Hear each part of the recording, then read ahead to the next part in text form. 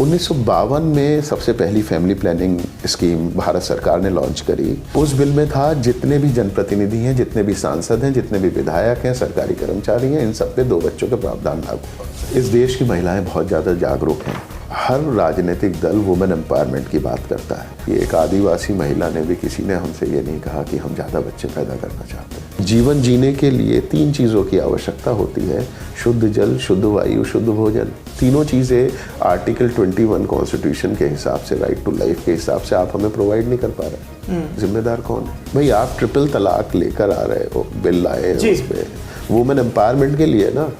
आप पूरे देश की 50% महिलाओं को एम्पावर करने के लिए आप क्या कर रहे हैं? सिर्फ बातें।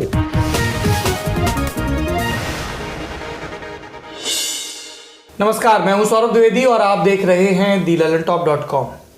ललनटॉप की चिंताओं में ये शुमार है कि इस देश की आबादी बहुत तेजी से बढ़ रही है। तो क्या हुआ जो रैलियों में मंचों से नेता ये कहें कि भारत में इतने करोड़ युवा हैं, इतनी मैन पावर है। सच्चाई ये है कि हम 100 लोगों के लिए स्कूल खोलते हैं और 1000 बच्चे पैदा हो जाते हैं। हम 1000 के लिए अस्पताल बनाते हैं और 10,000 पैदा हो जाते हैं। इस पर नियंत्रण की आवश्यकता है। चीन को बाकी चीज़ों में हम पीछे करें, जनसंख्या में पीछे करना किसी फख्र की, गर्व की बात नहीं है। हमारी इन चिंताओं का एक सिरा जुड़ता है कि देश की संसद को इस पर कानून बनाना चाहिए, कुछ करना चाहिए। इस बारे में एक प्राइवेट मेंबर बिल देश की संसद में, लोकसभा में आने वाला है। डॉक्टर संजीव बालियान भारतीय जनता पार्टी के नेता हैं, वो इसको लाने वाले हैं। पर इसके पीछे जिस व्यक्ति की मेहनत है, जो लगातार पिछले कई वर्षों से इस विषय के इर्द गिर्द काम कर रहे हैं, वो आपके सामने बैठे हैं। मनु गौर जी, आपका बहुत बहुत स्वागत है ललन शो में, ललन स्टूडियो में। और मनु गौर जी पेशे से किसान हैं, ऑर्गेनिक फार्मिंग करते हैं और इसके अलावा एक संस्था चलाते हैं, tax payers association of Bharat. क्या है सर ये संस्था, थोड़ा संक्षेप में बताएं इसके बारे में। देखिए, टैक्स पेयर के पैसे से ये देश चलता है जी। तो टैक्स पेयर की आवाज़ देने के लिए हमने एक ऑर्गेनाइजेशन बनाया जिसका नाम है tax payers association of Bharat. Tax payer पैसे देता है इस देश को चलाने के लिए, इस देश के विकास के लिए, इस देश की समस्याओं के समाधान के लिए। बिल्कुल। लेकिन 1947 से आज तक देश में जितनी भी समस्याएं थीं वो लगातार बढ़ती जा रही हैं, चाहे वो क्राइम की हो, पॉल्यूशन हो, अनएम्प्लॉयमेंट हो, पॉवर्टी हो, कुछ भी आप उठा कर देखेंगे। तो इसका मतलब टैक्स पेयर के पैसे का प्रॉपर यूटिलाइजेशन, सही उपयोग नहीं हो पा रहा है। तो उसे भी चिंता होनी चाहिए और सरकार को टैक्स पेयर के पैसे के प्रति अकाउंटेबल होना चाहिए। तो टैक्स पेयर को आवाज़ देने के लिए ये एक ऑर्गेनाइजेशन हम लोगों ने बनाया जिसका नाम है tax payer association of Bharat. हाँ, क्योंकि हम लोग टैक्स देते हैं, सरकारें चुनाव जीतने के लिए मुफ्त में रेवड़ियाँ बांटती हैं, कभी भाजपा की, कभी कांग्रेस की, कभी टीडीपी की, कभी किसी की। और उन मुफ्त की रेवड़ियों को बांटने से यदि लोगों का भला हो रहा हो तो तब भी संतोष हो, पर ये इस तरह की मुफ्त की चीज़ों से तो भला नहीं होता है, क्योंकि विकास नहीं होता है। देखिए, सबसे जैसे अभी हाल फिलहाल बहुत गर्म मुद्दा है किसानों के कर्ज माफ़ी का। जी। 1990 में वीपी सिंह सरकार ने सबसे पहले किसानों का कर्जा माफ़ करा था। रकम थी 10,000 करोड़ रुपए और तब से आज तक अलग अलग सरकारें कर्जा माफ़ करती हुई आई हैं। लेकिन क्या किसानों का भला हो पाया है? क्या उनकी समस्याओं का समाधान हो पाया है? हम भी चाहते हैं, हम टैक्स पेयर्स भी चाहते हैं कि इस देश के किसानों की, गरीबों की समस्या का समाधान हो, वो लोग भी अच्छा जीवन स्तर जिए। लेकिन उसके लिए ज़्यादा ज़रूरी है अगर हम उनके किसानों को बताएं, उन्हें समझाएं कि आप अपने खेतों का बंटवारा मत होने दीजिए। आपके अगर 10 बच्चे होंगे तो आपके खेत जो है वो 10 बच्चों में बटेगा, फिर वो 10 बच्चे अपने परिवारों को नहीं चला पाएंगे, वो इसी तरह से आत्महत्या करने पर मजबूर होंगे। तो अगर आप कोई भी विषय उठाकर देखेंगे तो उसके रूट में ये सप्लाई और डिमांड है, जनसंख्या है, जनसंख्या है। बाकी किसानों का आप जिक्र कर रहे थे, आप तो खुद भी किसान हैं। स्वामीनाथन कमेटी की रिपोर्ट्स हैं, वो हों, बहुत सारी चीज़ें जो करनी चाहिए ताकि हर किसान अपना कर्जा लौटाने में सक्षम हो, सारा जोर उस पर हो। एक प्राइवेट मेंबर बिल का आपने जिक्र किया, हमने जिक्र किया। क्या हुआ है देश की संसद में आज़ादी के इतने साल बाद? क्या कोई कानून बने हैं, नहीं बने? क्योंकि आपने इस पर बहुत विस्तार से काम किया, तो मैं चाहता हूँ कि आप दर्शकों को बताएं। देखिए, इस देश में सबसे विचित्र बात यह है कि भारत दुनिया का वो पहला देश है जिसने ऑफिशियल फैमिली प्लानिंग स्कीम 1992 में लॉन्च करी थी। तब प्रधानमंत्री थे पंडित जवाहरलाल 1952 में, में। ओ सॉरी 1952 में लॉन्च करी थी।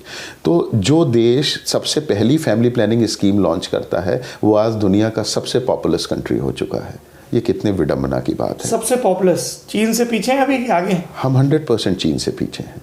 सरकारी आंकड़े इसी चीज को बताते हैं। चीन से पीछे हैं? चीन से आगे हैं। चीन हमारे से पीछे है आबादी में। आप ये कह रहे हैं कि आबादी में हम चीन से आगे निकल चुके हैं? हम आगे निकल चुके। सरकार तो ये बोलती है कि अभी हम 136 करोड़ हैं और चीन इतना 140 145 है। देखिए, तो 2026 या 28 में क्रॉस करेंगे। फिर आपके इस दावे का आधार? देखिए, हमने एक आरटीआई लगाई, एक बड़ी स्कीम चल रही है आधार कार्ड की जी।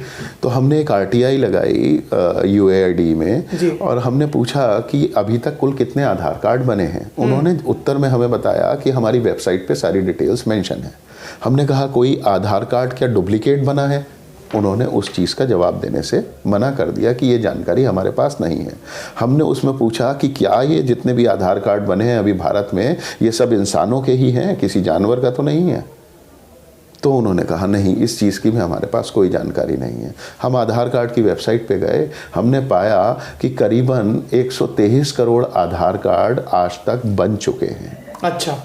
और आधार कार्ड की वेबसाइट पर उन्होंने उसे एज वाइज डिवाइड किया हुआ है, 0 से 5 वर्ष के, 5 से 18 और 18 से अबव।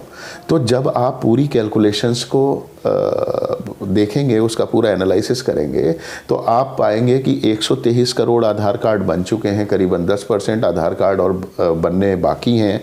करीबन कितने ही 7-8 स्टेट्स ऐसे हैं जहां पर आधार कार्ड हम ओवर अचीव कर चुके हैं। जैसे दिल्ली 120% ओवर अचीव, जो टारगेटेड पॉपुलेशन थी, जो आधार ने बताया कि भारत की 2018 की जनसंख्या करीबन 133 करोड़ समथिंग होगी जी।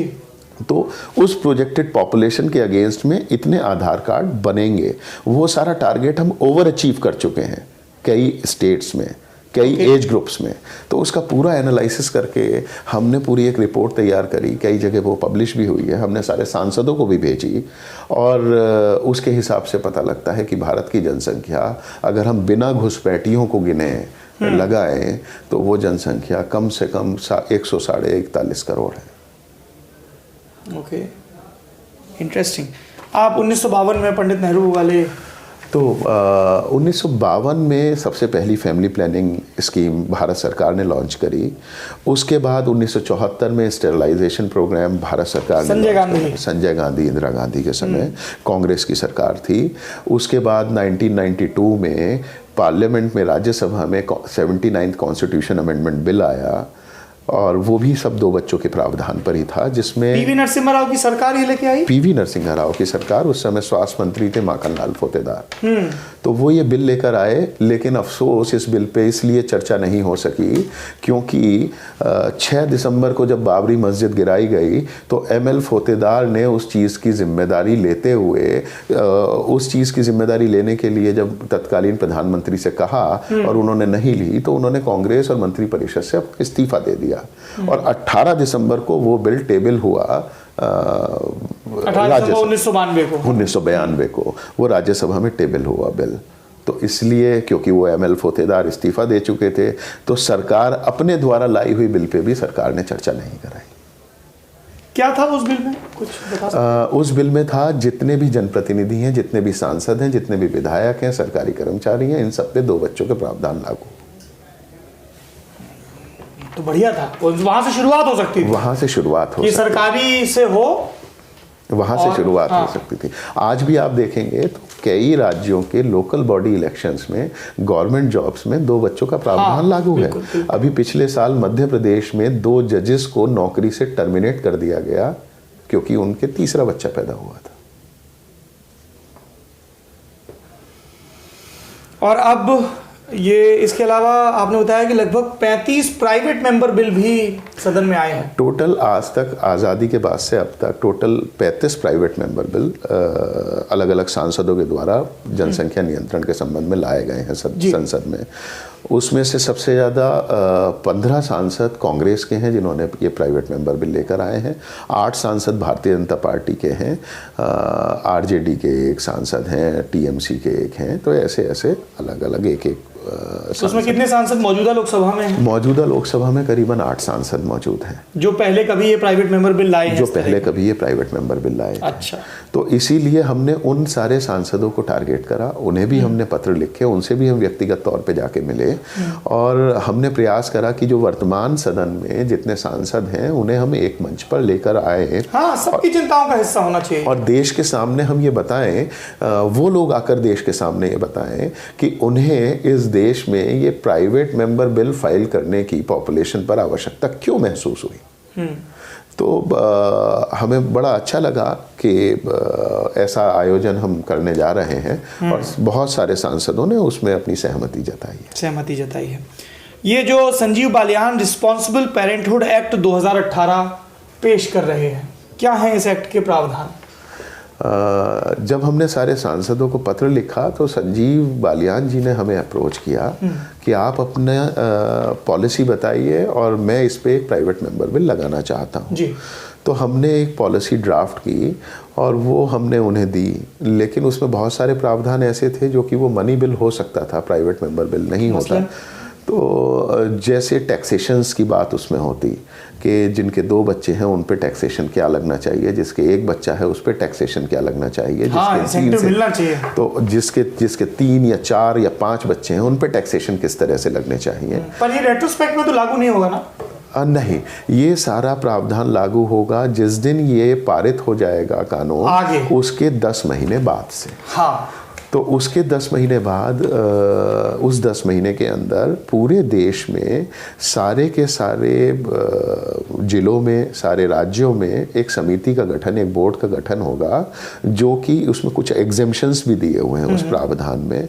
बेसिक इस प्रावधान में ये क्या है कि जिनके 2 से ज़्यादा बच्चे हैं उनको टैक्सेशन, जिनके 2 से ज़्यादा बच्चे हैं, चाहे वो कोई ट्रस्ट हो, चाहे वो कंपनी हो, चाहे वो कोई पार्टनरशिप फर्म हो, उसके डायरेक्टर, उसके पार्टनर्स, सारे लोगों पर ये प्रावधान लागू हो। और किसी को भी गवर्नमेंट जॉब के लिए, लोकल बॉडी इलेक्शन के लिए या MLA MP के इलेक्शंस के लिए, किसी भी तरह के इलेक्शंस के लिए, किसी भी तरह की गवर्नमेंट NOCs के लिए, किसी भी तरह के नो ड्यूज़ के लिए, हर तरह के लिए 2 बच्चों का प्रावधान लागू हो। जिसके तीसरा बच्चा है उसे सरकारी नौकरी नहीं, जिसके तीसरा बच्चा है वो कोई चुनाव नहीं लड़ सकेगा, जिसके तीसरा बच्चा है वो कोई भी व्यापार कर रहा है और वो कोई भी व्यापार करना चाहता है, कोई भी गवर्नमेंट कॉन्ट्रैक्ट लेना चाहता है, कोई भी कंपनी, तो उसे वो कॉन्ट्रैक्ट नहीं मिलेगा, चाहे वो उसका पार्टनर है या डायरेक्टर है। तो ऐसे बहुत सारे प्रावधान हैं, इसमें बहुत सारे एग्जेम्पशंस भी हैं कि किसी के मान लीजिए पहली बार में ही जुड़वा बच्चा पैदा हो गया या दूसरी बार में जुड़वा बच्चा पैदा हो गया तो क्या होगा, तब तो सही बात। या एक बच्चा जो है वो फिजिकली डिफरेंटली एबल्ड है तो उसके लिए क्या ऑप्शंस होंगे, या तलाक अगर हो गया है तो रीमैरिज के केसेस में क्या ऑप्शंस होंगे, इस तरीके के तो ये सारे प्रावधान उसमें। अच्छा, ये बताइए मनु जी कि ये जो चीन में पॉलिसी है उससे कितना सिमिलर है ये बिल? नहीं, चीन की पॉलिसी और हमारी पॉलिसी में बहुत डिफरेंस है जी। पहली चीज़ तो यह है कि हम 2 चाइल्ड नॉर्म की बात करते हैं, चीन 1 चाइल्ड पॉलिसी लेकर आया था। लेकिन सबसे अमेजिंग चीज़ क्या है कि चीन 1 चाइल्ड पॉलिसी आज से 38 साल पहले लेकर आया था। उस समय भारत की इकोनॉमी और चीन की इकोनॉमी समान थी। भारत की पर कैपिटा इनकम, चीन की पर कैपिटा इनकम समान थी। उस समय चीन हमसे रिसोर्सेज में, क्षेत्रफल में 3.25 गुना ज़्यादा बड़ा है। इसका मतलब उस दौरान हमारी इकोनॉमी चीन की इकोनॉमी से 3 गुना ज़्यादा मजबूत थी। जी। उसके बावजूद उसने, चीन ने पिछले 35 सालों में 35 साल का टारगेट लेकर 40 करोड़ बर्थ उन्हें कंट्रोल करने का टारगेट था। वो 40 करोड़ बर्थ उन्होंने 35 साल में कंट्रोल करी और उसके बाद अब वो 2 चाइल्ड नॉर्म पर आ गए, जिससे बहुत सारे बुद्धिजीवी ये भी बताते हैं कि चीन की 1 चाइल्ड पॉलिसी फेल हो गई है। लेकिन आप ये देखिए कि उस पॉलिसी की वजह से चीन ने जो उस पैसे का, अपने टैक्स पेयर्स के पैसे का यूटिलाइजेशन, जो वो 40 करोड़ बर्थ और ज़्यादा होती तो उनकी वेलफेयर स्कीम्स में और दुनिया भर चीज़ों में, इंफ्रास्ट्रक्चर में करते, उसकी जगह उन्होंने सारा डिफेंस में, रिसर्च में और डेवलपमेंट में इन पैसों का उपयोग करा। जबकि भारत क्या कर रहा है, वो आज शौचालय बना रहा है।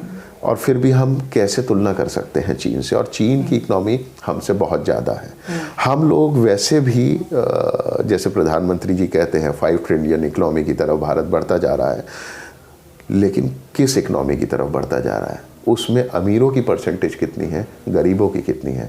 जब इस देश में गरीबी रेखा निर्धारित हो सकती है तो अमीरी की रेखा निर्धारित क्यों नहीं हो सकती? तब होगा असली भला सरकार का, गरीबों का। और पैसे वालों पे तो खूब टैक्स लगाना चाहिए। बिल्कुल खूब पैसे वालों पे भी टैक्स लगे। अच्छा, ये सब तो देखिए हंसी मजाक बात हो गई। एक तो ये आपने समझा दिया चीन वाला मामला। दूसरा, इसमें जो रिजर्वेशन होता है लोगों का वो ये है कि देश के जो गरीब लोग हैं, है ना, उनको हम मूलभूत स्वास्थ्य सेवाएं अभी तक नहीं दे पाए हैं। हर गांव में प्राथमिक स्वास्थ्य केंद्र नहीं है तो बुरी हालत में है। सरकारी जो तंत्र है हेल्थ का, उसकी स्थिति बड़ी खराब है। ऐसे में इस तरह का कोई रूल बन भी जाएगा तो गांव के लोगों के बीच जागरूकता, फिर उनको एनकरेज करना कि पुरुष नलबंदी करवाएं या नसबंदी हो महिलाओं की, ये सारी चीज़ें कैसे हो पाएंगी? ये मुमकिन कैसे है? देखिए, इस देश की महिलाएं बहुत ज़्यादा जागरूक हैं। हर राजनीतिक दल वुमेन एम्पावरमेंट की बात करता है। हमने क्या करा, हमने पूरे देश में एक सर्वे कराया, अपनी टीम्स भेजी, गांव में गरीब महिला भी और शहर की पढ़ी लिखी और यहाँ तक कि आदिवासी महिलाओं जी। और हमने उन परिवारों को देखा जिनके 5 से ज़्यादा बच्चे हैं। तो उन महिलाओं से हमने पूछा कि वो इतने बच्चे पैदा करने के बाद वो कैसा, उनका जीवन स्तर है, वो कैसा महसूस करते हैं। उन बच्चों से हमने पूछा कि इतने भाई बहनों में आपको कैसा लगता है, आपकी आवश्यकताओं की पूर्ति हो पाती है, नहीं हो पाती है? सब बच्चों के अपने सपने होते हैं। बड़े विचित्र बात यह है सौरभ जी कि एक आदिवासी महिला ने भी, किसी ने हमसे ये नहीं कहा कि हम ज़्यादा बच्चे पैदा करना चाहते हैं। ठीक है, बीतती तो महिला पर ही है ना। वो उसे ज्यादा बच्चे पैदा करने पड़ते हैं किस चीज के लिए? अपने पति, सास, ससुर, लड़का चाहिए के दबाव में। होता है। अब लड़का क्यों चाहिए? क्योंकि लड़का बुढ़ापे का सहारा होता है। वो बुढ़ापे का सहारा क्यों होता है?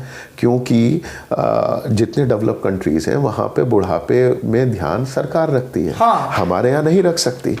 हमारे यहाँ कितनी आबादी का आप ध्यान रखेंगे? तो इसलिए उसे अपना लड़का चाहिए, बुढ़ापे का सहारा। अगर आप अपनी आबादी को कंट्रोल करोगे तो सारी चीज़ें मुमकिन है। हर महिला इतनी जागरूक है और अब तो आयुष्मान भारत योजना आ गई है।